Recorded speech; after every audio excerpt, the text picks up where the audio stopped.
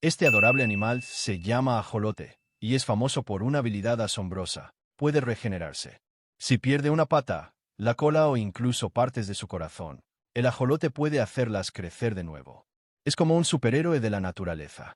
Además, es una criatura neoténica, conservando sus branquias de plumas y su apariencia juvenil toda la vida. Este anfibio es originario de los lagos de la Ciudad de México. Su hábitat está en peligro, por lo que se encuentran en riesgo de extinción.